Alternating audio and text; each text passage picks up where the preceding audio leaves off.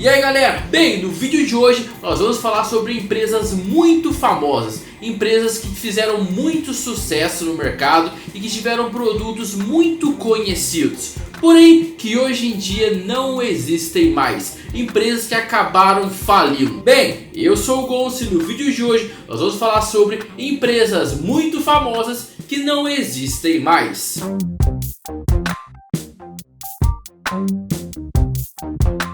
Mas antes de começar o vídeo, quero pedir com muito carinho para você deixar o seu gostei, compartilhar o vídeo e me seguir aqui e nas minhas redes sociais. Agora, sem enrolação, bora começar o vídeo de hoje. A primeira empresa que vamos comentar é uma empresa que acredito que você conheça, a Kodak. Tenho certeza que você aí já viu alguma câmera fotográfica ou algum rolo de filme fotográfico da Kodak. Essa empresa, que era muito conhecida no mundo fotográfico, foi fundada no dia 4 de setembro de 1888 por George Eastman e Henry A. Strong. Uma curiosidade sobre George Eastman é que ele é considerado o inventor do filme de rolo, algo que seria muito importante para a Kodak. Em 1975 surgiu a primeira câmera digital. E podemos dizer que depois disso a febre pelas câmeras digitais, pelas fotografias digitais cresceu. E a Kodak foi uma empresa que não queria seguir esse caminho, não investiu no digital, seguiu fazendo algo que sempre deu certo para a empresa: fotos com filmes de rolo. Porém, esse método de fotografia não estava mais sendo tão aceito. E podemos dizer que foi a partir daí que o império da Kodak começou a afundar. No final da década de 1990, a empresa, já com seus problemas financeiros, começou a investir no modelo digital. Porém, já era tarde. Outras empresas já tinham entrado no mercado e já estavam mais avançadas. Em janeiro de 2012, a Kodak entrou com um pedido de proteção contra a falência no Tribunal de Falência dos Estados Unidos. Pouco tempo depois, a empresa anunciou que iria parar de fazer câmeras digitais, câmeras de vídeo de bolso e porta-retratos digitais, e se concentrar no mercado corporativo de imagem digital. Em agosto de 2012, a Kodak anunciou que iria vender suas operações de filmes fotográficos, scanners comerciais e operações de quiosque como uma medida para evitar e sair da falência. Porém, não iria vender suas operações de filmes cinematográficos. Em janeiro de 2013, o tribunal aprovou o financiamento para a Kodak sair da falência. A Kodak teve que vender muitas de suas patentes por aproximadamente 525 milhões de dólares para um grupo de empresas, incluindo Apple, Google, Facebook, Amazon e Microsoft. Em 3 de setembro de 2013, a empresa saiu da falência depois de se desfazer de seu grande passivo legado e sair de vários negócios.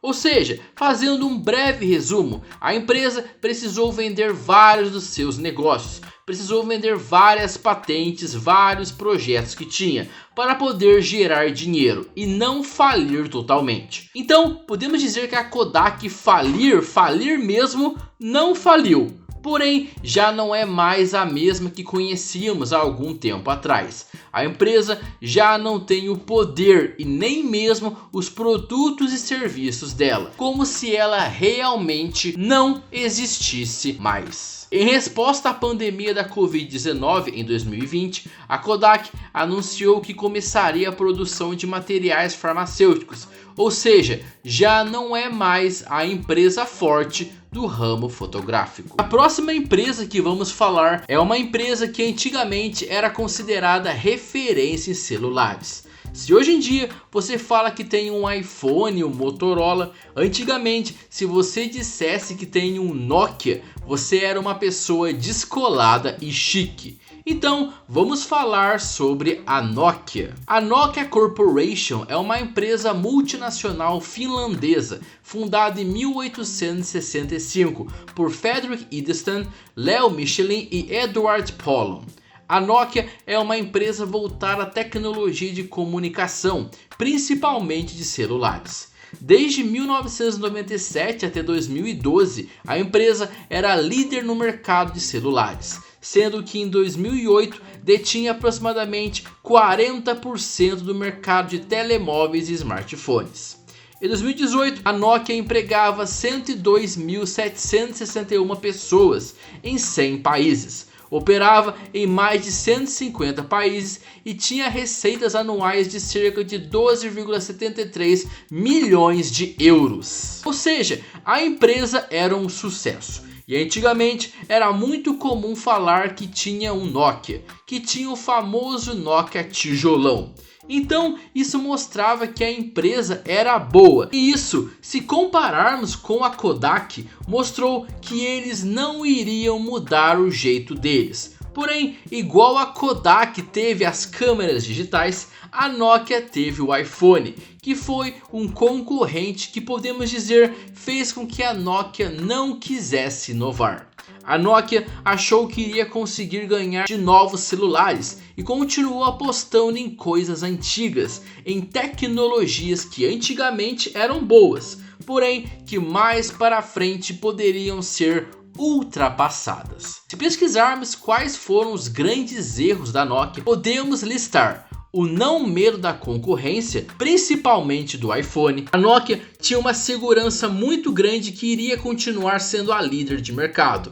Por causa disso, não tentou inovar e ainda não melhorou a sua tecnologia. Podemos listar também que a Nokia começou a apostar em modelos, tecnologias que não davam muito certo, como quando resolveu juntar com a Microsoft e criar um modelo de celular, porém que não agradou o mercado. E o último item que pode ter sido grande erro da Nokia pode ser que a empresa se acostumou com seus frutos do passado, como o jogo da cobrinha, como aplicativos que se tornaram antiquados e acabou modelando a empresa como uma empresa antiquada. Com todos esses problemas, a Nokia passou a ter problemas financeiros. Não gerava tanto lucro e a Nokia anunciou a venda da sua divisão de dispositivos a serviços da Microsoft por 7 bilhões de dólares.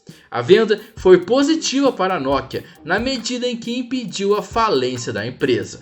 O negócio foi concluído em 25 de abril de 2014. A Microsoft Mobile se tornou a sucessora natural da divisão de dispositivos e serviços da Nokia e também permitiu que a Nokia não abrisse falência. Hoje em dia, a marca conseguiu regressar ao mercado de celulares, mesmo que sem a força de antigamente. A marca ainda continua tentando lançar alguns modelos. Em 2023 tem alguns produtos lançados, porém sem todo aquele sucesso. A última empresa que vamos comentar hoje é uma empresa que eu acredito que você já possa ter utilizado como empresa telefônica. Estou falando da Oi. A Oi é uma empresa que atua no segmento de telecomunicações no Brasil e antigamente tinha o nome de Telemar. A Oi foi fundada no dia 1º de junho de 1998 como Telemar. Porém, com o nome Oi, a empresa está desde o mês de março de 2002. A Oi, diferente das outras empresas que não quiseram inovar, foi uma empresa que adquiriu várias empresas, muitas das quais estavam endividadas e apresentavam resultados fracos. Entre essas aquisições estava a Brasil Telecom, que a Oi comprou por 5,8 bilhões em 2009. Outra compra que deu errado na história da Oi foi a fusão com a Portugal Telecom em 2013. Essa fusão acabou sendo desastrosa para a empresa, pois a empresa não recebeu os 3,2 bilhões previstos na fusão, já que os recursos estavam aplicados em títulos podres em uma subsidiária do banco português Espírito Santo, que quebrou pouco tempo depois da fusão. A Oi também investiu em empresas que não faziam sentido para a operação, como a Africatel, que foi vendida para uma petroleira angolana por 1 bilhão de dólares. No dia 20 de junho de 2016, a Oi tinha uma dívida de 65 bilhões de reais. Por conta disso, a empresa entrou com o maior pedido de recuperação judicial da história do Brasil na época. A recuperação judicial é um meio utilizado por empresas para evitar que sejam levadas à falência. Esse processo permite que companhias suspendam e renegociem parte das dívidas acumuladas. Após a aprovação do plano de recuperação judicial da operadora na data de 8 de janeiro de 2018, a dívida com os acionistas foi reduzida com a conversão das dívidas em troca de 75% do capital da companhia. A Oi encerrou o primeiro trimestre de 2018 com uma dívida total de 13,5 bilhões de reais. No dia 15 de fevereiro de 2020, a empresa teve um plano de dividir a empresa em 4 áreas de ativos e vender 3 delas. Esses ativos eram ativos móveis, torres, data center e Infracom. Somente a última, Infracom, que não seria vendida. Em dezembro de 2020, um consórcio formado por Vivo, TIM e Claro comprou os ativos móveis por 16,5 bilhões de reais. Em setembro de 2022, a justiça aprovou a venda pela Oi da sua TV por assinatura via satélite para a Sky por 786 milhões de reais. Em 15 de dezembro de 2022, a Oi sai da recuperação judicial. Porém, em março de 2023, a Oi entra com um novo pedido de recuperação judicial.